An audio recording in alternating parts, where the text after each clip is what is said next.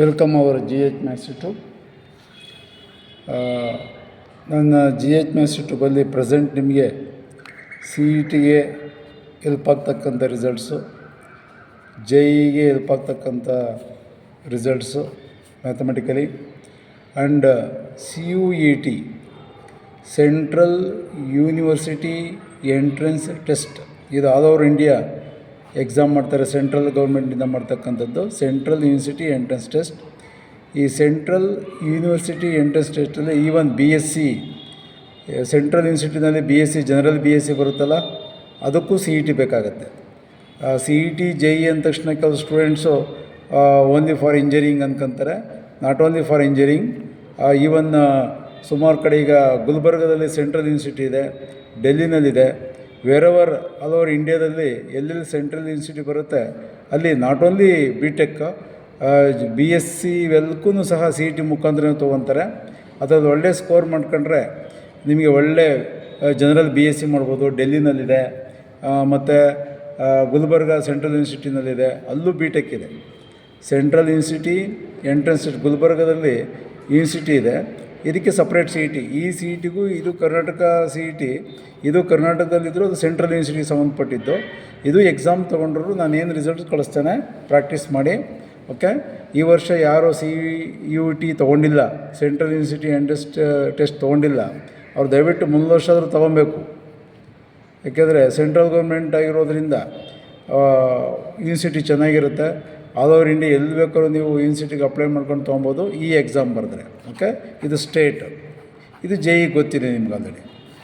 ಇದಕ್ಕೆ ರಿಲೇಟೆಡಾಗಿ ನಾನು mathematical important ಕ್ವಶನ್ಸನ್ನು send ಮಾಡ್ತಾ ಇದ್ದೇನೆ ನನ್ನ GH Maths ಯೂಟ್ಯೂಬಲ್ಲಿ, ಯುಟಿಲೈಸ್ ಮಾಡ್ಕೊಳ್ಳಿ.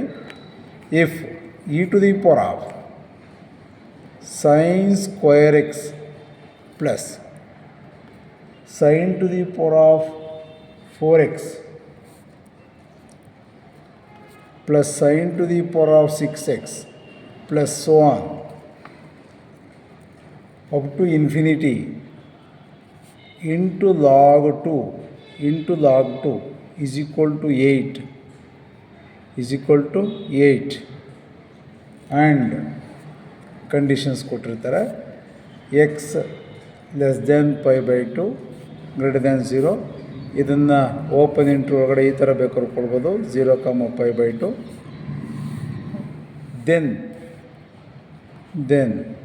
cos x divided by cos x plus sin x is equal to what?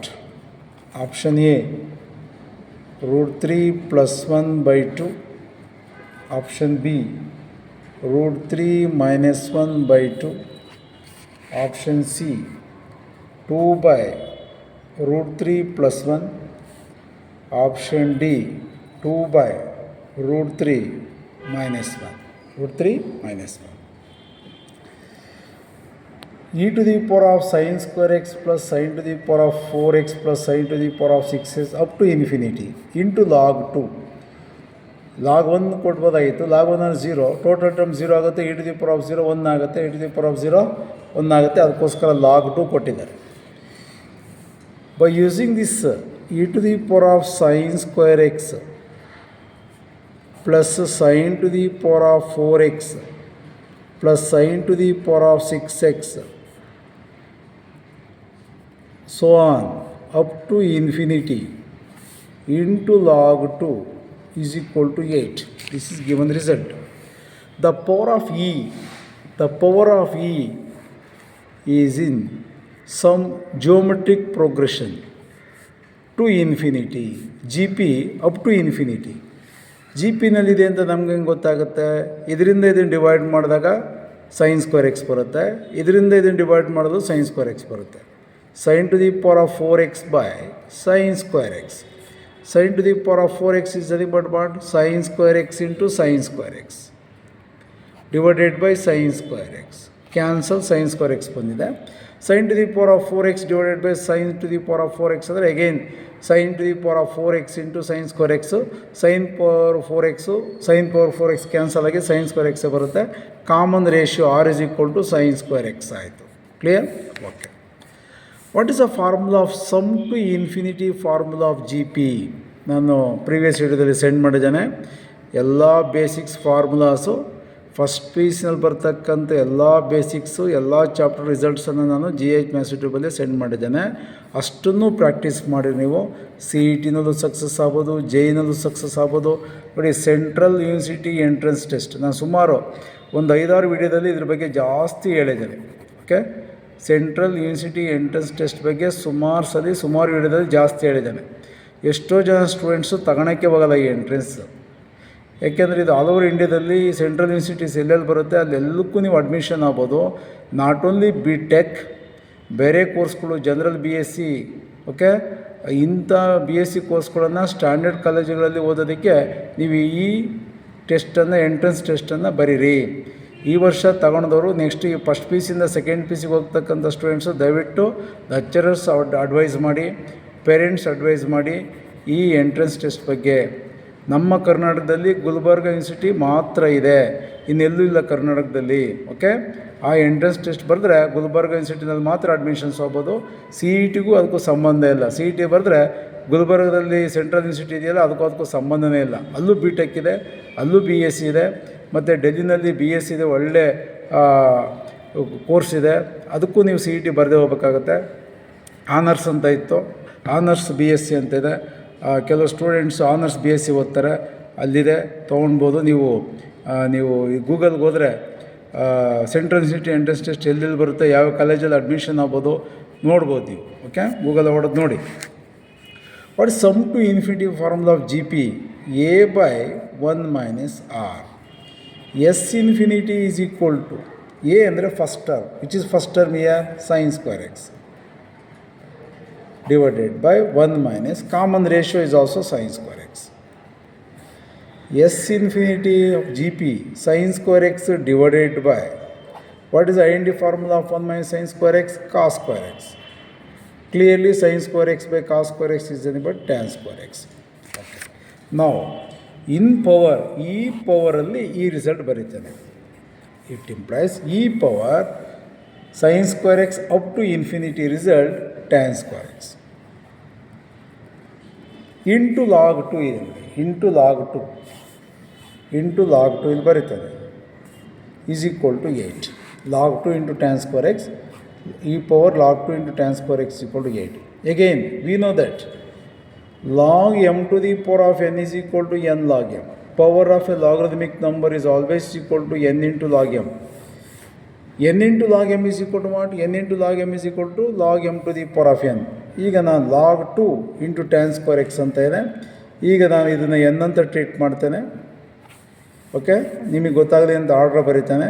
tan square x into log 2 is equal to 8. ಇದು ಯಾವ ಥರ ನೋಡಿ, ಇದನ್ನು n ಅಂತ ಟ್ರೀಟ್ ಮಾಡಿ, ಇದು m ಅಂತ ಟ್ರೀಟ್ ಮಾಡಿ, n into log m tan square x n ಅಂತ ಟ್ರೀಟ್ ಮಾಡಿ, 2ನ ನೀವು m ಅಂತ ಟ್ರೀಟ್ ಮಾಡಿದಾಗ ಯಾವ ಥರ ಇದೆ, n into log m formula apply ಮಾಡಿ log m to the power of n ಆಯಿತು. e to the power of log 2 power tan square x is equal to 8. Again e power log ಇವೆರಡು cancel ಆಗುತ್ತೆ. Formula ಅದು repeat ಮಾಡಿದೆ ನಾನು. e power log of f of x when base is e is always equal to f of x. Okay, 2 power tan square x is equal to 8. 2 power tan square x is equal to 8. 2 power tan square x is equal to 8 ಅನ್ನು ಏನು ಬರಿಬೋದು, 2 cube ಅಂತ ಬರಿಬೋದಲ್ಲ.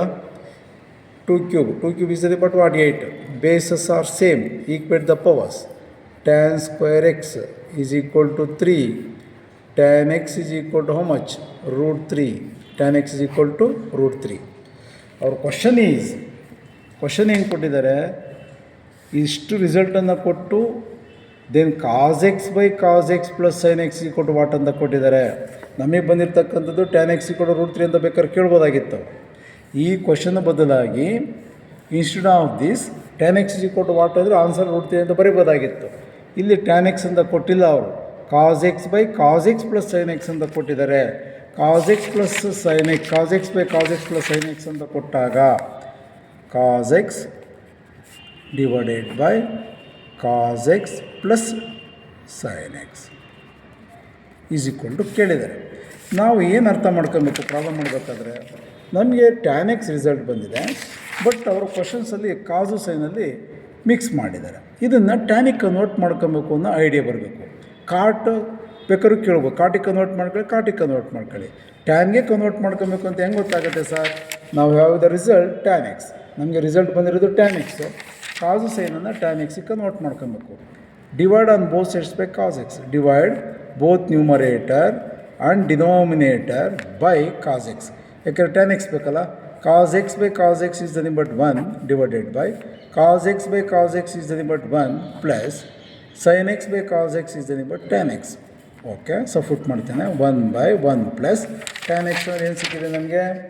√3 so foot ಮಾಡ್ತೇನೆ. ಆಪ್ಷನ್ಸಲ್ಲಿ ನೋಡೋಣ, 1 by 1 plus √3 ಇದೆಯಾ check ಮಾಡೋಣ. ಆಪ್ಷನ್ಸಲ್ಲಿ check ಮಾಡೋಣ. √3 plus 1 by 2 ಇದೆ, √3 ಮೈನಸ್ 1 by 2 ಇದೆ, 2 by √3 ಪ್ಲಸ್ 1 ಇದೆ, 2 by √3 ಮೈನಸ್ 1 ಇದೆ. ಬಟ್ ಎಲ್ಲೂ ನನಗೆ ಈ ಆನ್ಸರ್ ಏನು ಬಂದಿದೆ 1 by 1 ಪ್ಲಸ್ √3 ಅಂತ ಎಲ್ಲೂ ಇಲ್ಲ. ಮತ್ತು ಏನು ಮಾಡಬೇಕು ಸರ್? ಏನು ಮಾಡಬೇಕು ಅಂತಂದರೆ 1 by 1 ಪ್ಲಸ್ √3 ರ್ಯಾಷನೈಸ್ ಮಾಡಬೇಕು. ಡಿನಾಮಿನೇಟ್ರಲ್ಲಿ ಎನಿ ಟರ್ಮ್ ರೂಟ್ ಅದನ್ನು ನಾವೇನು ಮಾಡಬೇಕು? ರ್ಯಾಷನೈಸ್ ಮಾಡಬೇಕು. ರ್ಯಾಷನೈಸ್ ಮಾಡಬೇಕಾದ್ರೆ ಇಲ್ಲಿ ಲೈನ್ ಸೈನ್ ಇರುತ್ತೆ, opposite sign 1 minus √3 divided by 1 minus √3. 1 minus √3 into 1 is nothing but 1 minus √3 divided by 1 plus √3 into 1 minus √3 is nothing but what? A plus B into A minus B. A plus B into A minus B. What is the formula of A plus B into A minus B? A square minus B square. 1 into 1 square is nothing but 1. Plus into minus minus. √3 into √3 whole square. ಇದೆಲ್ಲ ಗೊತ್ತಿರುತ್ತೆ ನಿಮಗೆ 3. Now 1 minus √3 divided by 1 minus 3 is nothing but what? -2. ಈಗ ನಾವು again ಆನ್ಸರನ್ನು check ಮಾಡೋಣ. 1 minus √3 ಅಂತ ಎಲ್ಲಾದರೂ ಇದೆಯಾ? ಇದು 1 ಪ್ಲಸ್ √3 ಇದೆ, ಇದು √3 ಮೈನಸ್ 1 ಅಂತ ಇದೆ. ಓಕೆ, ನ್ಯೂಮಿನೇಟ್ರಲ್ಲಿ √3 ಮೈನಸ್ 1 ಅಂತ ಎಲ್ಲೂ ಇಲ್ಲ. ಬಟ್ ನಮಗೆ ನ್ಯೂಮಿನೇಟ್ರಲ್ಲಿ √3 ಮೈನಸ್ 1 ಮೈನಸ್ √3 ಅಂತ ಬಂದಿದೆ. ಇಲ್ಲಿ ಮೈನಸ್ ಕಾಮನ್ ತೆಗಿತಾನೆ. ಮೈನಸ್ ಕಾಮನ್ ತೆಗೆದಾಗ √3 ಮೈನಸ್ 1 ಆಯಿತು. ಇಲ್ಲಿ ಆಲ್ರೆಡಿ ಡಿನೋಮಿನೇಟ್ರಲ್ಲಿ -2 ಇದೆ. Minus get cancel. Final answer √3 minus 1 by 2. Final answer √3 minus 1 by 2. Check ಮಾಡೋಣ answer. √3 plus 1 by 2 option A. √3 minus 1 by 2 is the answer. Option B is the answer. ಇಲ್ಲಿ 2 by ಇದೆ, ಇಲ್ಲೂ 2 by ಇದೆ. Final answer option B √3 minus 1 by 2. Okay, next ವಿಡಿಯೋದಲ್ಲಿ ನಾನು remaining up to CET ಆಗೋವರೆಗೂ JEE ಆಗೋವರೆಗೂ ನಾನು ಪ್ರಾಬ್ಲಮ್ಸನ್ನು, ಇಂಪಾರ್ಟೆಂಟ್ ಪ್ರಾಬ್ಲಮ್ಸನ್ನು, ರಿಲೇಟೆಡ್ ಮ್ಯಾಥಮೆಟಿಕಲ್ ರಿಸಲ್ಟ್ಸನ್ನು ನಾನು GH ಮ್ಯಾಥ್ಸ್ ಯೂಟ್ಯೂಬಲ್ಲಿ ಸೆಂಡ್ ಮಾಡ್ತಾ ಇರ್ತೇನೆ. ನೀವು ದಯವಿಟ್ಟು ಫಸ್ಟ್ ಪಿ ಸಿಯಿಂದ ಸೆಕೆಂಡ್ ಪಿ ಸಿ ಬರ್ತಕ್ಕಂಥ ಸ್ಟೂಡೆಂಟ್ಸ್ಗೂ ಶೇರ್ ಮಾಡಿ, ಸಬ್ಸ್ಕ್ರೈಬ್ ಆಗೋಕ್ಕೆ ಹೇಳಿ. ಮತ್ತು ಈಗ SSLC ಇಂದ ಫಸ್ಟ್ ಪಿ ಸಿ ಬರ್ತಕ್ಕಂಥ ಸ್ಟೂಡೆಂಟ್ಸ್ಗೂ ನೀವು ಶೇರ್ ಮಾಡಿ, ಸಬ್ಸ್ಕ್ರೈಬ್ ಆಗೋಕ್ಕೆ ಹೇಳಿ. ಮತ್ತು ಅಟ್ ಪ್ರೆಸೆಂಟ್ ಈಗ ಸೆಕೆಂಡ್ ಪಿ ಸಿ ಬರೆದಿರ್ತಕ್ಕಂಥವ್ರು, CBSE ಸೆಕೆಂಡ್ CBSE ಬರೆದಿರ್ತಕ್ಕಂಥವ್ರು, ಈಗ JEE ಬರೆಯೋರು ಮತ್ತು CUET ಬರೆಯೋರು, ಕಾಮೆಟ್ಗೆ ಬರೆಯೋರು, ನಾನು ಕಳಿಸ್ತಕ್ಕಂಥ ವಿಡಿಯೋಗಳನ್ನು ಪ್ರಾಕ್ಟೀಸ್ ಮಾಡಿ. ಓಕೆ, ಇವೇ ಬಂದ್ಬಿಡ್ತಾವ ಸರ್, ಇದು ಸಪೋರ್ಟ್ ಅಷ್ಟೇ. ನಾವು ಕಳಿಸ್ತಕ್ಕಂಥದ್ದು ಯಾರೇ ಯೂಟ್ಯೂಬ್ ಆಗಿರಲಿ, ಯಾರು ಯೂಟ್ಯೂಬ್ ಪ್ರಾಬ್ಲಮ್ಸ್ ಕಳಿಸಿದ್ರು ನಿಮಗೆ ಜಸ್ಟ್ ಸಪೋರ್ಟ್ ಅಷ್ಟೇ. ಓಕೆ, ಮುಂದಕ್ಕೆ ನೀವೇ ಪ್ರಾಕ್ಟೀಸ್ ಮಾಡಿ, ವರ್ಕೌಟ್ ಮಾಡಿ, ನೀವು ಆ ಎಕ್ಸಾಮ್ಗಳನ್ನು ಫೇಸ್ ಮಾಡಿ ಸೀಟನ್ನು ತಗೊಬೇಕಾಗತ್ತೆ. ಎಲ್ಲ ಯೂಟ್ಯೂಬರ್ಸ್ ಕಳಿಸ್ತಕ್ಕಂಥದ್ದು ಸ್ಟೂಡೆಂಟ್ಸ್ಗೆ ಹೆಲ್ಪ್ ಆಗಲಿ ಅನ್ನೋ ಉದ್ದೇಶದಿಂದನೇ ಕಳಿಸಿರ್ತಾರೆ. ಎಕ್ಸ್ಪೆಕ್ಟೆಡ್ ಮಾಡಿ ಈ ಪ್ರಾಬ್ಲಮ್ಸ್ ಕೇಳ್ಬೋದಾ, ಈ ಪ್ರಾಬ್ಲಮ್ಸ್ ಕೇಳಿದಾಗ ಸ್ಟೂಡೆಂಟ್ಸ್ ಬೇರೆ ಪ್ರಾಬ್ಲಮ್ಸ್ ಅರ್ಥ ಮಾಡ್ಕೊತಾರೆ, ಈ ಥರ ಮೈಂಡ್ ಇಟ್ಕೊಂಡು ಪ್ರಾಬ್ಲಮ್ಸನ್ನು ಸೆಂಡ್ ಮಾಡ್ತಾ ಇರ್ತಾರೆ. ನಾನು ಒಟ್ಟು 4 ಎಕ್ಸಾಮ್ಗೆ CET, JEE, CUET, ಕಾಮೆಟ್ಗೆ ಬರ್ತಕ್ಕಂಥ ಮ್ಯಾಥಮೆಟಿಕ್ಸ್ ಬರ್ತಕ್ಕಂಥ ಕ್ವಶನ್ಸನ್ನು ಸೆಂಡ್ ಮಾಡಿರ್ತಾನೆ. ಈ ಪ್ರಾಕ್ಟೀಸ್ ಮಾಡಿ ಬೇರೆ ಪ್ರಾಬ್ಲಮ್ಸ್ ಮಾಡೋದಕ್ಕೂ ಈಸಿಯಾಗಿ. ನೋಡಿ, ಇದೇನೇ ಪ್ರಾಬ್ಲಮ್ಸ್ ತೊಗೊಂಡಾಗ ಎಷ್ಟೊಂದು ಫಾರ್ಮುಲಾ ಯೂಸ್ ಮಾಡ್ತೀರಿ ನೋಡಿ. ಓಕೆ, ಲಾಗ್ ರಿಸಲ್ಟ್ ಬಂತು, GP ಫಾರ್ಮುಲಾ ಬಂತು, ಎಕ್ಸ್ಪೋನೆನ್ಷಿಯಲ್ ಫಾರ್ಮುಲಾ ಬಂತು, ಮತ್ತು sin² x ಐಡೆಂಟಿ ಫಾರ್ಮುಲಾ ಬಂತು, ಲಾಗ್ ಫಾರ್ಮುಲಾ ಬಂತು. log of f of x formula ಬಂತು. ಎಷ್ಟೊಂದು ಫಾರ್ಮುಲಾ ಬರುತ್ತೆ ನೋಡಿ. ಮತ್ತು ಕಾಸನ್ನು ಟ್ಯಾನಿಗೆ ಕನ್ವರ್ಟ್ ಮಾಡ್ಕೊಂಡಿದ್ದು ಫಾರ್ಮುಲಾ ಬಂತು. ಮತ್ತು ರ್ಯಾಷನೈಸ್ ಮಾಡಲೇಬೇಕು ಅನ್ನೋದು ರಿಸಲ್ಟ್ ಬಂತು. ಸುಮಾರು 10-15 ರಿಸಲ್ಟ್. ಒಂದು ಪ್ರಾಬ್ಲಮ್ಸನ್ನು ಸಾಲ್ವ್ ಮಾಡೋದಕ್ಕೆ ಸುಮಾರು 15 ಕಾನ್ಸೆಪ್ಟ್ಗಳನ್ನು ಯೂಸ್ ಮಾಡ್ಕೊಂಡು ಮಾಡೋದ್ರಿಂದ ನಾವು ಕಳಿಸ್ತಕ್ಕಂಥ ವಿಡಿಯೋಗಳನ್ನು ನೋಡಿ ಬೇರೆ ಪ್ರಾಬ್ಲಮ್ಸ್ಗೂ ಯುಟಿಲೈಸ್ ಆಗುತ್ತೆ, ಬೋರ್ಡ್ ಎಕ್ಸಾಮ್ಗೂ ಹೆಲ್ಪ್ ಆಗುತ್ತೆ. Okay, thank you.